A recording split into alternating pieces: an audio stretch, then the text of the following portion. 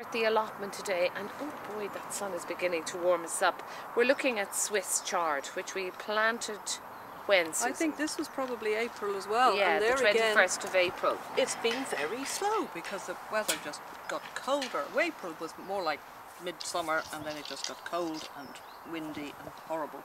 Now when you put your hand on the soil now, it's warm, isn't it? Yeah, the soil is fine, but it was the air temperature. Yeah. And it was dry, so we need to thin this now, and we need to thin it to about, I suppose, a good handspan apart, because they do grow into quite big plants. Oh, I see. And you just pull the leaves to eat. Okay, now I might try and recycle these. Yeah, I can give you some of these. Do you think I could do that? You will probably have success recycling some of these, all right. So I'll loosen them with the trowel so don't pull too many roots off. Okay. So we can get a pot and just put them in and keep the roots. Yeah. So you put them in there. Okay. Oh yeah. Okay. The roots can be that delicate, can't they? Well, you don't want them to dry out and they're here for a while. Yeah. Okay. So there's a few there. Now, the spacing here, I'll keep this guy, he looks quite reasonable. There's some nasty little thistles they can come out too. And then we have another big, here's That's another a nice couple big of nice one. ones Yeah. for you.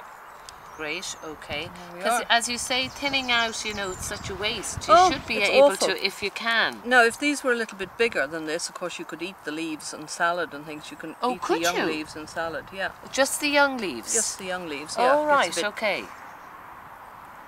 So, yeah, if you weren't going to regrow them, you could actually, if they were a little bit bigger. If they were a little bit bigger, yeah. Okay, you wouldn't eat them at that stage, would you? Well, you could, but it's an awful lot of work for not very much. Okay.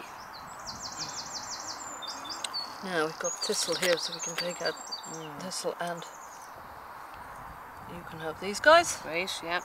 And then we'll keep this one.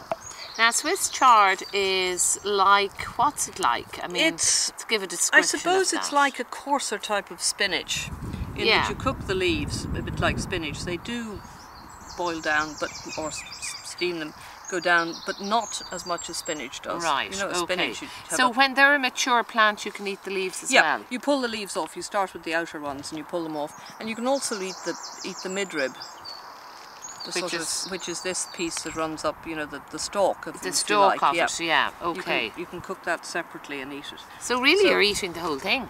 You're virtually eating the whole thing, yeah. Yeah, okay, so it's, and it'd be full of nutrition, this, isn't it? Well, I mean, would it be like fresh spinach? Green, yes. You're talking greens, fresh greens, so yes.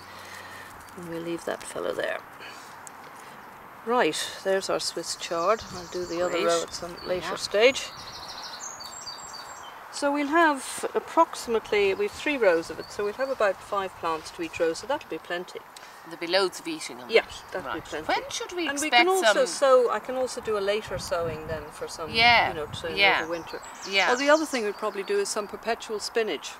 Right, okay. Which is similar, it's a sort of halfway between Swiss chard and spinach, but it'll overwinter and you can keep picking it. And spinach itself goes to seed very readily.